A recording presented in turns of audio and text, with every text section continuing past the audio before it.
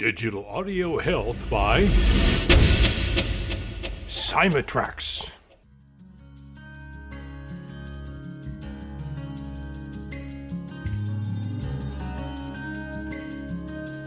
Welcome to the Rhonda Grant Show with your host, Rhonda Grant.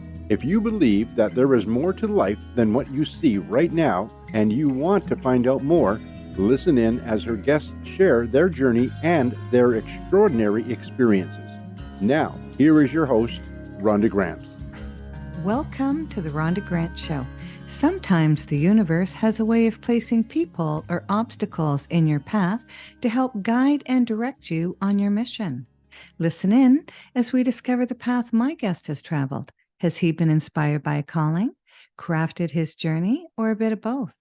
I invite you to embrace the conversation and to use it to help you to recognize if this is happening in your life.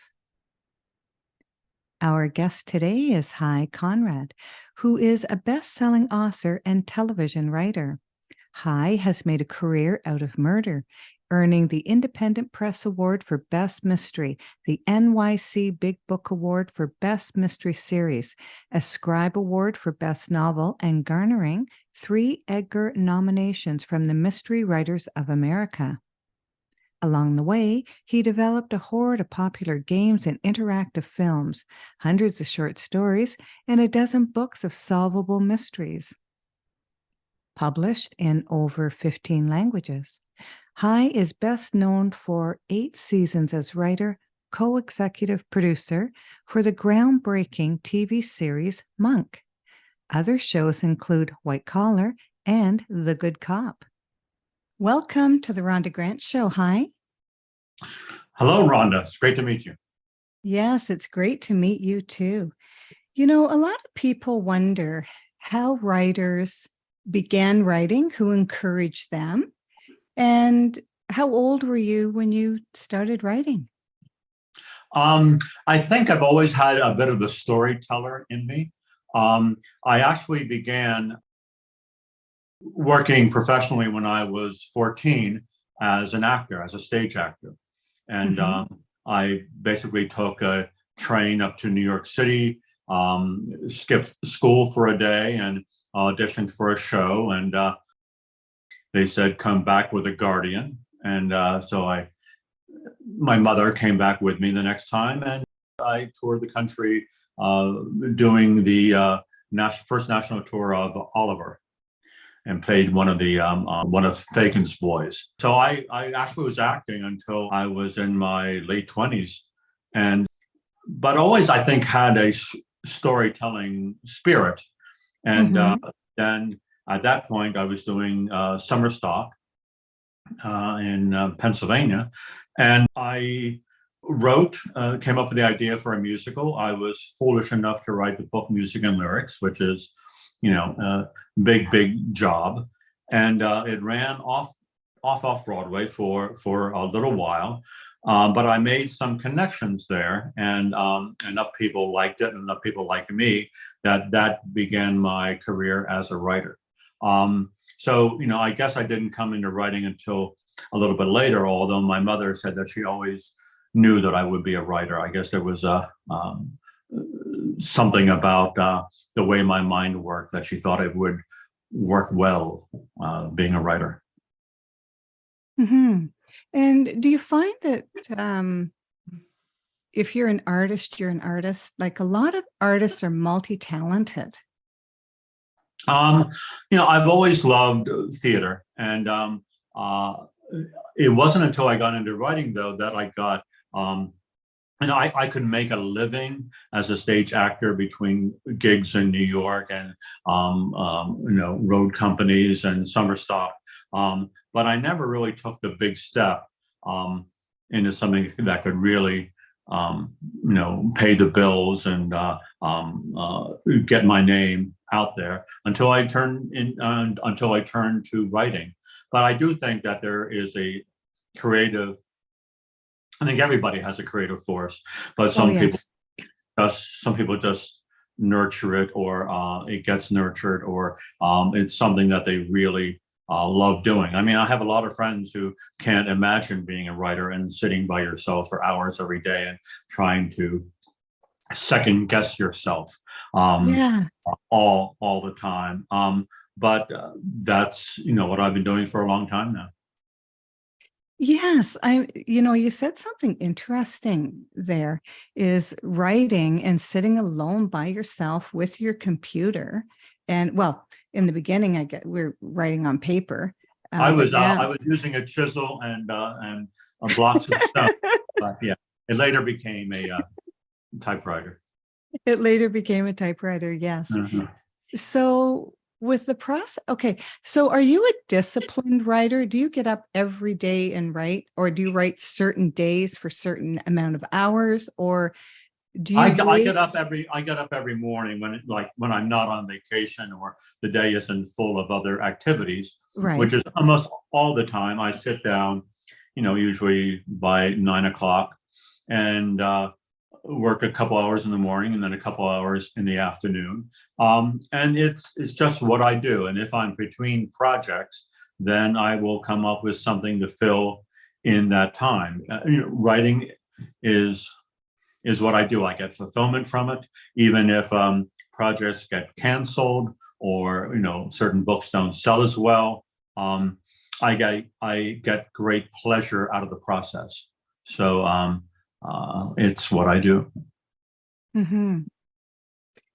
I love the process of writing. I love the creativity and the ideas that come to you, and just when you think, I mean, some people say they have writer's block. Have you had writer's block? And if you have, like, how did you? I think writer's block comes from not being prepared for the next step Oh, in the process, and which doesn't mean it's any less of a block. But when that occurs, then I know that okay, I'm not prepared. I don't know what my hero, what he's doing next, or um, I haven't figured out this part of the story, or I haven't figured out this part of the emotional journey. And so if I concentrate on that for a day or so, usually I can overcome a writer's block. One phrase that I use and other people use is having a story with good bones. If you okay. have a story with a good structure, if you have with good bones, then that will, you can work within that. You can change this aspect and that aspect, but as long as the bones are all in place, then you can adapt and make it work. If you have like a faulty concept or a character that doesn't work, Hmm. then it's a lot harder. But if the bones are there, then and you give it thought and you do your research and you get up in the middle of the night and write notes to yourself, Yes. then usually it can work and you can get through writer's block as long as the structure is there. And sometimes it's not there. Sometimes you just Yeah. have to say, this is a failed concept and I'm going to move on to something else. Yeah, and maybe pick it back up another time. But you said something interesting there, like, in the middle of the night, writing it down, because when you get those ideas in the middle of the night, they're gone in the morning unless you record them. Yeah, and then you're so anxious about remembering the next morning that You you don't, say, and say, you be sure to stop. remember this. Be sure to remember that. It's just easier to have a notepad either in your bathroom or beside your bed to jot it down.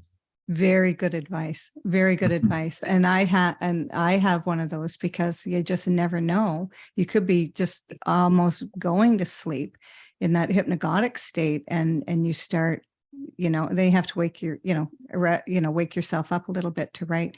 Do you ever dream that about a character, that it fills in the character for you? No, I don't think I've ever had that experience. I will often, as I said, as you're nodding off, think, oh, maybe she didn't cover this, or maybe I Yes. need to go back and redo a scene to make sure that the viewer knows this or the reader knows that. But I have enough weird dreams that I don't need to impose them on my characters. Uh-huh.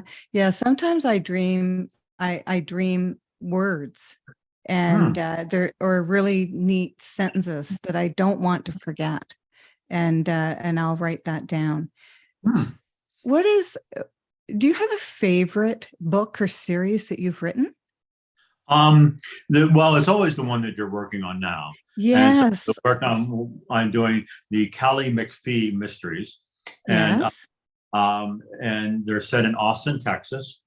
Nice. And I wrote two of them before I ever visited Austin, Texas, which is the wonder of Google and the wonder of having an editor. My editor is from spent a lot of time in Austin, and but we visited it for South by Southwest, which is a marvelous festival. Yes. And we'll probably go back again this year or next year to the festival. And so the Callie McPhee mysteries, I think, are really great. They're kind of old school Texas versus kind of the new ethos. And the idea is this investigative reporter comes back home to try to make up with her father. She gets a job in Austin, and her father is like, for decades, has been the most important fixer in the state. He was Secretary of State. He had all sorts of different offices in Texas, and he was the go-to guy to get problems solved. And now, very secretly, she finds out that he is beginning to develop dementia. And so all these secrets that are in his brain from 20 years ago could spill out at any time. So he needs to keep this a secret. Meanwhile, she's trying to undo some of the damage that he might have done in cases that he's like half forgotten. Right. And so that's kind of the structure, the bones of the Callie McPhee mysteries. And her father plays a major role in the first book, and a slightly smaller role in book 2, and in book 3, which I'm about halfway through writing. Yes. He is more of a tangential character, and she kind of takes center stage. I don't want to use his dementia for. I want to treat it seriously. There's a lot of humor in the book, but you want to treat it realistically. And so he will have less of his mental capabilities as the series progresses. And then at some point, if the series goes on long enough, he will probably die, and she will kind of take over the whole central core of the series. Yeah. But it's now her and her father, and then the other people who work with them. Very interesting. A beautiful concept. Well, we when I was working on the series Monk, some writer, I'm not sure it was me or someone else in the room, mentioned, wouldn't it be interesting if you had someone who had like all these secrets and then started to develop dementia? And so he would be a real threat to all the suspects, because he knew their secrets and his mind was going, and he could blurt them out at any time. Right. And so that never worked into a Monk episode because it was a little too dark. Okay. Because Monk is a very light show. It is, yes. And so it was like an idea that was always in the back of my mind. And I set it in Texas, where there are a lot of politicking go on. It could have been New York, but I didn't want other like major industries around. Like if it was set in LA, then film might be in there. If it was set in New York City, then you have all sorts of industries. And I wanted it sort of an isolated venue. And I thought Texas is sort of a world to itself. Um, and so that's why I set it in a place I'd never been. Yes. Now, do you generally travel to places to be inspired with the book that you're writing? Well, I wrote an earlier series about a travel agent, Yes. someone who takes people on exotic vacations, and then murder always happens. And I've been to all those locations, and we love to travel. We travel a lot. Like the week before COVID, we were in Indonesia, and Yes. and then as soon as it lifted, we went to other places. So that's a big part of my life: traveling and discovering new places. Not in tour groups. Like in a week or so, we're going to Australia, and we're getting a 4x4, like a Land Cruiser, and driving across like the top part of Australia, going into the Red Centre, and places where mostly just Australians go, not a lot of American tourists. Yes. And so you can think of yourself as an explorer somehow, even though you are just a tourist, but you can make believe that you're kind of discovering things. Yeah, sure. So when you travel and go to different places, do you set time aside to write, or do you bring a recorder with you? Like how do I you... don't write on trips. We did spend 5 months in New Zealand, and right as we were leaving, I got a book contract, but it was a short-ish book, and we were there for 5 months. So I would get up and every other day or so and write a bit of that book, and got it in by the deadline. So it was fine. But usually, as a rule, you spend all this money and make all these plans to go to great places. And when we travel, it's not a writer's retreat. It's we're up every day and out seeing things and hiking, and so yeah, I put writing aside when I travel. Mm-hmm. Well, and your brain needs the break, and it revitalizes you as well. And so that when you get back to the computer, you're like brand new, right? You have new ideas and... Yeah, maybe, but there are only a few things I love, and writing I love, and traveling I love. Yes. And when if you just sitting in the same place doing the same thing day after day, month after month, it gets boring. So breaking it up with, and I guess you're right. You do sort of feel revitalized. It's not as though you're doing the same thing every day for 6 months in a row. Mm-hmm. Mm-hmm. I've done a lot of writing when I've been away, and I lost something really valuable. When I was 34, I flew fixed wing over the Grand Canyon, terrified. I had claustrophobia, and they put me in the seat at the back. I was one of the people that clapped when we landed, and we saw the other planes, and they just looked like bees, when you're up in the air like that. Mm-hmm. But I was flying over the Grand Canyon. I was looking at all the layers of evolution, and all of a sudden, all this information was coming to me. And I wasn't a writer at the time. I wrote letters to people, but I wasn't a writer. So I didn't have anything to record it. Didn't have a pen and paper and things like that. And by the time we got back to the hotel, of course, it was gone. And I have no idea, but it was amazing what was coming into my brain. It sounds like an acid trip. It sounds like you were on an acid trip. Well, no, it wasn't an acid trip for sure. I've never taken acid, but I always, think about that, because there are energy vortexes in the world and that's one of the energy vortexes is over the Grand Canyon, that you can actually experience these types of things. And, but most often, my brain just creates, and I just have learned to keep something with me. like a little, just a little tiny book to carry around. And just if I can, like, just write a few things down, I'll be able to reconstruct it when I get back to my computer. I love talking to you and the process that you go through. I'm just amazed by it because, I do different things, and my vacation is writing. So when I wake up on a Saturday morning or anything like that, and I'm just like, I'm going to write today, but I find that I do my best writing on a deadline, a chapter 4 book, or something like that.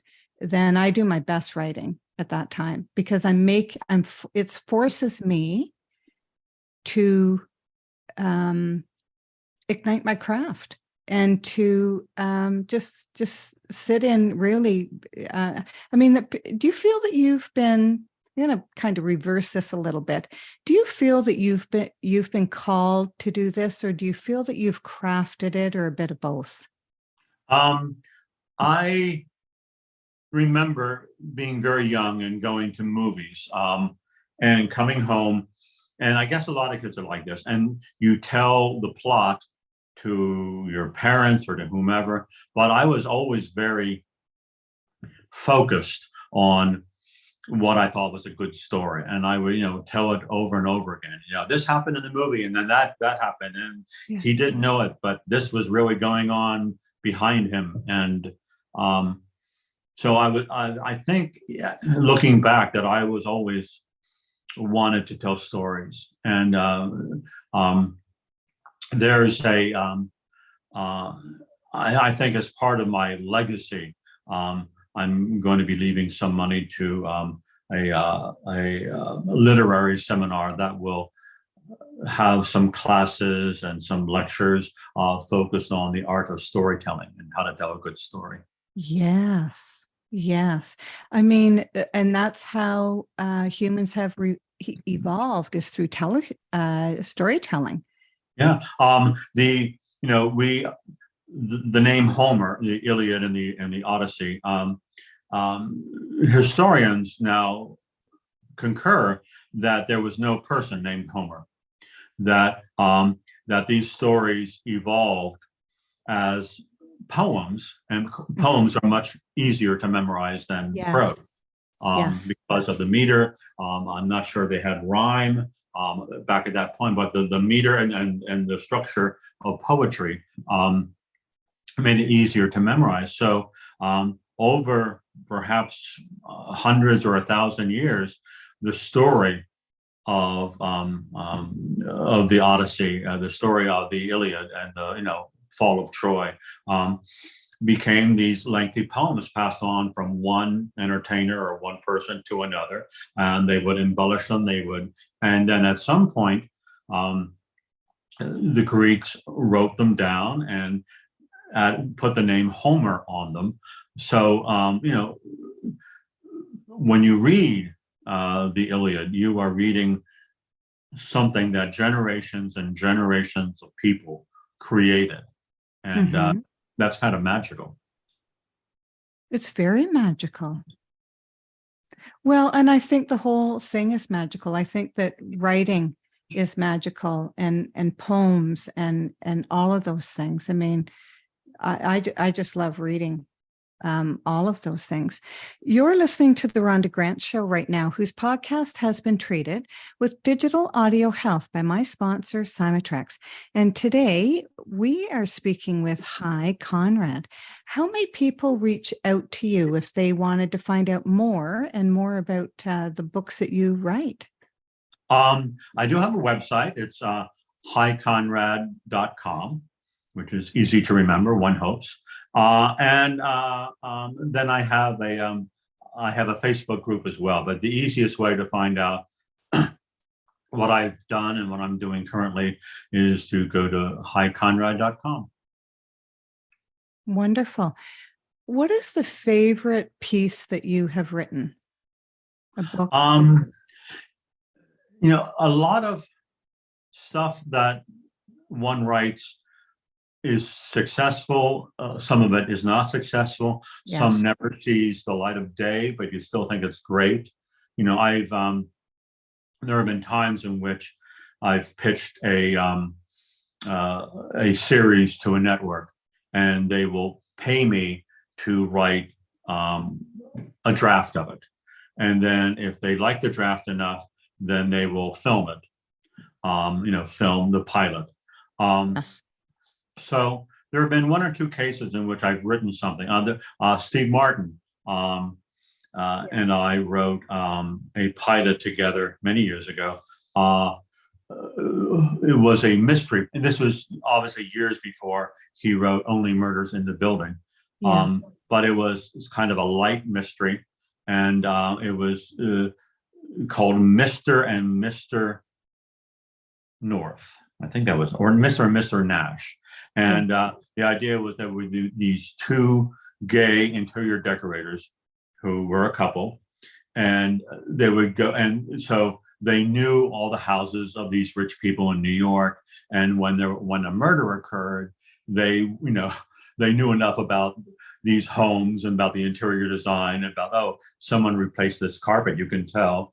Oh yes. That they would figure out the murder. And so we wrote a pilot for ABC, and we loved it, but ABC passed on it, and it never got filmed. Alan Cumming was set to be one of the leads. So projects like that are often my favorite, because you have this image of them in your mind about how, if it was perfectly crafted, if it was perfectly done by the actors, that it feels like a lost opportunity when it doesn't happen. Yes. And did you pitch to a different network, or? No, I think at that point, because they paid us to write the pilot. Right. That was it. It was their property. Yeah, that's right. And so it never went on from there. And these things happen, and they now we're in the midst of a writer's strike, and so it's even more upheaval. Mm-hmm. And have you experienced a writer's strike before? Yeah, in 2007 we were working on Monk, and Yes. I actually lost a series of my own due to the writer's strike. I had pitched and sold a series. They were very excited about it. The network, I won't mention which network. Mm-hmm. The writer's strike lasted almost 4 months. And, a week before the strike, or a week or two before the strike, the network cut off communication. I didn't hear from them. We were, I had already been released from my Monk contract. And, so we were all poised. They cut off communication. 4 months later, my agent goes back to them, and they said, we were kind of changing direction here at the network, and we're not sure we want to do the show anymore. But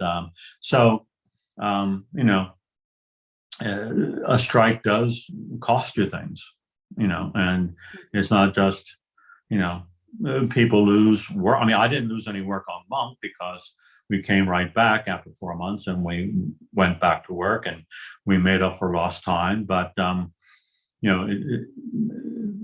people do lose out because they're standing up for these, for what they think they deserve. Mm-hmm. Mm-hmm. Is there any thing that you're particularly proud of that you've worked on that didn't come to fruition? Well, I mean, there's a series I did with with Steve Martin, and then there are always other ones. I have a couple projects that my agent is now selling, but of course that has all been cut off because agents can't talk to producers anymore. I mean, all communication is cut off during a strike. You can't send anyone a script. It's all cut off. And so there are a couple of things that I'm working on that I've finished. I wrote a rom-com which has gotten some interest, but we can't communicate with anyone right now about it. I'm very proud of Monk. Obviously, Yes. I was there from the very beginning. Yeah. What had happened was Andy Breckman, who's still a great friend, wrote Monk. They took a lot of time to find Tony Shalhoub, and to make sure he was right for the role. And Mhm. it was an involved process. And then the studio says, "This is great. All right, we're going to do it. You need 15 more episodes for the season." And Andy was a comedy writer. He was not a mystery writer. So he Mhm. kind of panicked. He went to a bookstore. He found my books. He tracked me down, called me up, Yes. and basically said, I love your stories, and either I'm going to steal them or you're going to come work for me. And So what did you say? I said, I'll come work for you. Yes. And so I was probably the second person he hired. He hired his brother. Mhm. And then he hired me, and then he hired someone else that he knew in the New York area, and we sort of became the core team and did it for 8 seasons, and and all the actors brought so much wonderful stuff to it. Yes. And right now in Toronto, they are filming the Monk movie. Okay. There's a movie, and it's I guess I can reveal the name. It's called Mr. Monk's Last Case. Yes. It's being filmed right now in Toronto. So, and I did little consulting on that, and it's a great script. And Tony Shalhoub's there, and Jason and Trailer and Ted Levine are Mhm. all up there. So they have the old team together again. Awesome. Yeah, that's awesome. Yeah, what a great project to be part of. Yeah, and yeah. So as far as like career moments, I think that was probably a real highlight. I'm so glad that he went to the bookstore and liked my stuff and tracked me down. That was all very lucky. Yeah, well, right there, that's a great story. Um, that he actually did that, Yeah. and that's how he found you, and you were so thrilled, and you're available to work on it. Hmm. Yeah, That's and originally I came on as a as a consultant, as a story consultant, and then every year I would get a promotion or two. And for the last couple of seasons, I was the co-executive producer, and then we went on to do a webisode series of Little Monk, which I was the executive producer on. So yeah, it was really a very fast learning experience, learning how to write for TV because I had never done it before. Wow, it just seems like it's a once in a lifetime opportunity that you realize that it was going to be important. Yeah, yeah. I love he had the pilot already done, and Mhm. so I went to New York to meet with him because I didn't live in New York at the time. Okay. I went to meet with him, and he showed me like the first 5 minutes of it, and um, at one point, I guess I kind of made a face, and then he stops the tape and Yes. says, "What? What? Yeah, What what did I kind of do?" face? And we just kind of. Yeah. Okay, Yeah. face. And he said, "You have a better clue here, don't you? You have a better clue in mind." And I said, "Yeah. Yeah. This I think would have been a more clever clue." And he goes, Yes. "Damn, I should have done that. Damn, you're right." And Yes. I think that kind of sealed the deal that he knew I was the right person to hire. Yes. I love that. And I love being with musicians that take that command too and say, no, no, no, that's not it. It's this. Right. Mhm. Right. And so you really commanded the authority because what your input was made a difference. And if you can just make that difference in a short period of time, well, look what you did with it. I mean, I loved it. I watched a couple of the seasons. I really liked it. Yeah, it was, we still have a big fan base, and, I still got nice residual checks from every place that it's being shown around the world. Oh, and there's, as far as I know, these things change. But as far as I know, I will be the representative, the consultant, when they do a version of, they're redoing all the Monk TV shows in India for a Hindi audience. Right. Okay. I wondered. I will be going over.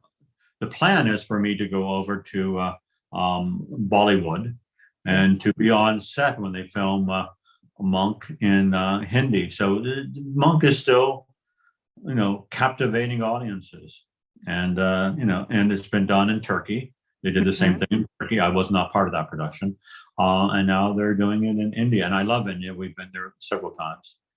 So, have you? Excuse me? Oh, you have been to India several times? Yeah, we have, and we absolutely love it. It's a wonderful country. The people are terrific. So it'll be great to do it, and to do it not as a tourist, but to do it as part of like a working Bollywood set. I think would be really interesting. Mm-hmm. I was going to ask you if it was in different languages, and it's funny. It's often done with subtitles. Yes. Remember one time, and sometimes it's done in they dub it. I know in France they dub it. In Germany they dub it. I was once on. This is going to sound weird. I was once on a little boat. Maybe 10 people on the Amazon River in Peru, and you would pass by these shacks. And people had electricity. People had, satellites. And I heard Tony Shalhoub and Ted Levine talking, and someone had, in a little shack along the Amazon River, had tuned in an episode of Monk.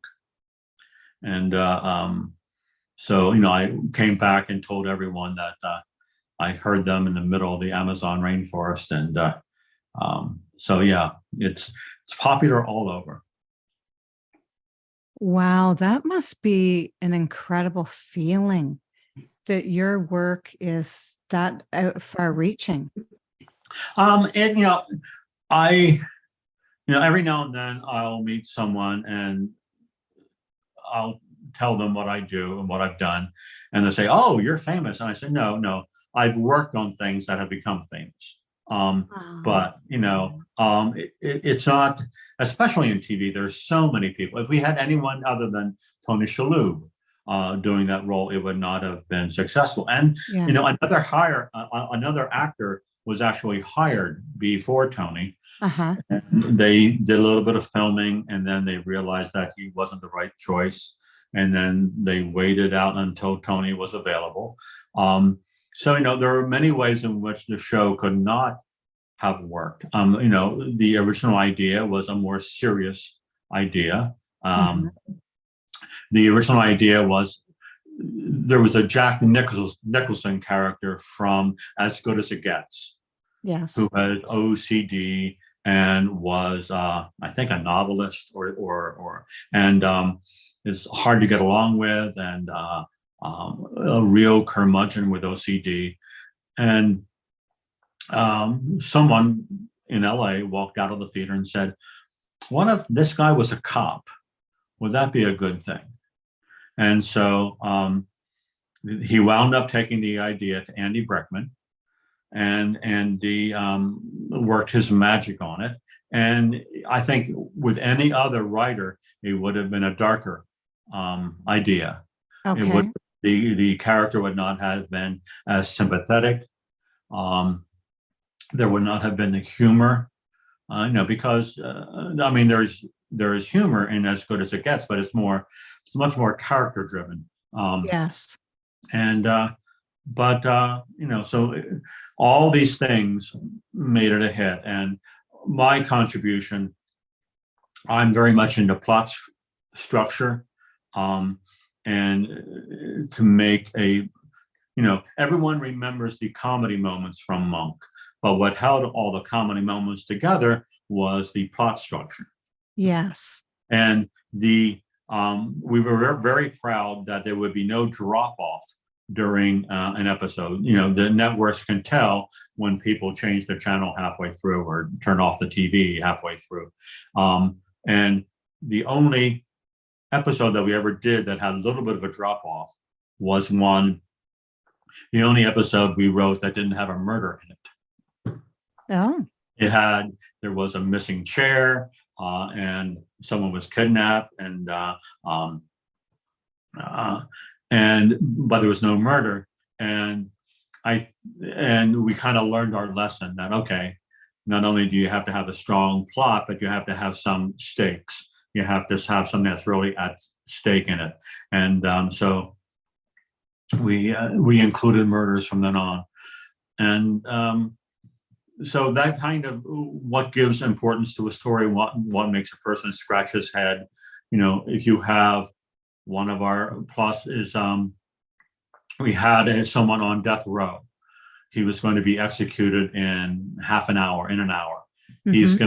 He's given his last meal, and his last meal is poisoned. So who would poison someone who's just about to be executed? I don't know. Who would? See? And I want to know. And well, that was what we were given. Yeah. How do you do this? And we came up with like 3 or 4 plausible plots. We assigned it to a writer who was a guest writer. She came in for a week, and we talked through the outline with her. She went home and she wrote it. She turned it back in, and we said, there's probably a better story here. This doesn't quite hold together. Mm-hmm. And so the rest of the team actually wrote the episode. It was under her name because that was her contract. Right. So I think she may be the only writer who was surprised when she saw her show on TV and didn't know who the killer was. And it's something that she, had her name on as being the writer. Yes. So we paid a lot of attention to make sure that the stories, even though people remember the comedy bits, I think it was the actual structure that held the show together. Oh, yes, for sure. For sure. What extraordinary discovery have you found in your life? When I first started working in TV, I was very impressed that people could work so hard on something.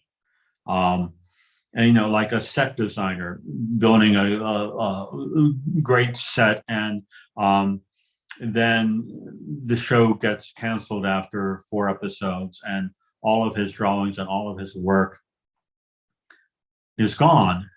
Mm-hmm. And the next day, that artist is up and on to the next thing. Yeah. That kind of recovery, that kind of, he wasn't phoning it in. All these people are not phoning it in. They're doing great work. They're doing work they could really be proud of. And then when it disappears, there's no, shedding of tears or, renting of clothes or being acrimonious for the next 6 months because you were treated unfairly or this didn't work out. It's like, okay, it's fulfilled itself. I'm on to the next thing.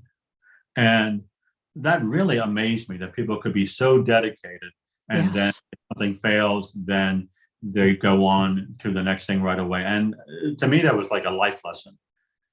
It is a life lesson for whatever you're doing. And it really shows strength of character, because it's so easy to become discouraged and just say, I'm not doing this anymore. Like, this is, BS, right? Mm-hmm. And so it's great testament of character that people can just cut that off and say, okay, now we're going to do this, and we just have to leave that alone, right? Yeah. It's hard to do because artists put their whole the essence of who they are into their work. They really do. And that in a way is a reward in itself. The idea of creating something, and even if tens of millions of people see it, terrific. If no one sees it, you still had the experience of doing it, which to me is fulfilling in and of itself. Oh, yes. I was working on a project recently, which I won't name, in which every day there were new notes. And I would come up with, notes that seemed incompatible with each other. So I would, work feverishly and then turn in a new draft and then hear no praise at all for what I had done. No. But they would have new notes, sometimes contradicting what they told me the week before. Yeah. And it got very frustrating. But if I thought of it as, I have friends who do Sudoku, who do Wordle, who challenge themselves with crossword puzzles every day. So, it's a couple hours out of the day and they're solving a puzzle. And, and then the next day there's a new puzzle. Yeah. So I started to think of it in that sense that, all right, I'm solving this puzzle. Yeah. And people who get Wordle or Sudoku, don't go looking for world acclaim. It's a puzzle that they solve and they get satisfaction out of that work, out of that, creative or discovery process of solving a puzzle every day. So I thought of it like, this is my Wordle of the day. I'm spending, 4 or 5 hours a day. Yes. Trying to solve these plot points. And if I get rewarded or if I don't get rewarded or if someone sees it, there is satisfaction in doing the work. Well, and it's a process. As a human being, it's a process to let go of the outcome. Yeah. You're just doing this work and you just have to let go of whatever happens, that happens. However many times they send it back, you're just going to keep at it. And I really like that analogy because we sometimes, people say, well, you have to get out of your own way. Well, there's a perfect example that you do have to set yourself aside, right? That side of you that wants to be, frustrated and, just want to maybe even give up. And people do give up. So that's a great analogy. This is just a puzzle. It's just a puzzle. And I love the way your brain thinks. I mean, it's fantastic. It's such great teaching for our audience that's interested. It really is. It's life lessons, and we're always learning life lessons, and so I appreciate that.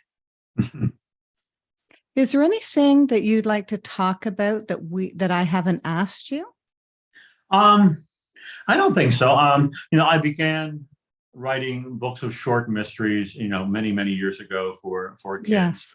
And yes. I think I have 11 or 12 of them out there. I'm now discussing a contract for a new one, which, if it happens during the writer's strike, that'll be nice. It'll keep me occupied.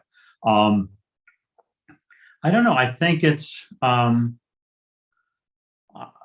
think valuing a story is what I do and what I like. And I think we all have regrets. Oh, yes. In life, but there's always a new day. And I think not holding on to those regrets. I have a lot of friends who will tell me the same story, in groups at parties, tell me the same story about something that happened to them, and they still get angry, years after it happened. Yeah. I think letting go leaves your hands free to grab onto something else. Yes, it does. And sometimes I think that that story becomes part of their personality, and they Yeah. can't let it go because they want to tell as many people as possible. And I wouldn't know what the reason would be. They'd be different and varied depending on who you're speaking with. But sometimes people live their life in those stories because it makes up their personality. Mm-hmm. And I actually, some years ago, read a really fascinating kind of autobiography called, I think it's called The Night of the Gun. Mm-hmm. And it's about this. Was a well-known writer for the New Yorker, and he was a functioning alcoholic and drug addict for years and years, and had vivid memories about the low point in which he showed up at a friend's doorstep, begging for drugs or begging for money, and his friend pulled a gun on him and said, get out of here. I don't want to see you again. So when he was in recovery, he went to the friend and he says, I have this vivid memory of coming up here and you pulling a gun and telling me to get away. And, and that kind of helped change my life. And Mm-hmm. the friend said, you were the one with the gun. Oh. I didn't have the gun. You had the gun. You're remembering this wrong. And the act of memory changes. And every time you remember something, he wound up doing research on how memory works. And every time you remember something, you're not remembering the original. You're remembering the last time you remembered it. Mm-hmm. So there are things in which I'm sure I remember vividly that didn't happen quite the way, because I'm remembering the last time I told the story, or I'm remembering the last time that I remembered the story. I'm not, the mind is incapable of actually flashing back to the event itself. Mm-hmm. And so if you have something that you resent or a story that you've told 50 times, it changes because it does, yeah. Because you're remembering the last time you remembered it, which I thought was really a fascinating glimpse into the way the mind works. Mm-hmm. Yes, I mean, just recently, I was to lunch. I went to lunch with a group of ladies, and this one person said to me, "Oh, Rhonda, tell the story about." And I started telling the story, and she was amazed at how much I had filled in the story since she had last heard it. And she really liked the story this time and said that I was a great storyteller. So it depends on what you're telling, right? And of course, I was telling something really funny and had everybody in stitches. And I just love that. A performer always loves, when they're appreciated. And but yeah, isn't that interesting? And what a great plot for a movie or a novel, that he was the one with the gun. Like it's a little bit like Memento, where he has no memory of like the previous day and has to make markings on himself in order to remember. And the memory can be very malleable. So.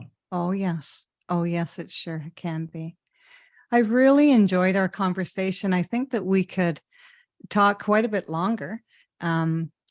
So I really thank you very much for spending time talking about what you love and what you do, and giving an insight to our audience who may have writing in their life right now and wondering, the process and all those things. So I really appreciate having you on the show. It was so delightful to listen to you, and thank you very much. Well, thank you, Rhonda. It's been a pleasure. Theme song for the Rhonda Grant Show is Sun on the Water, composed and performed by my friend John Park Wheeler.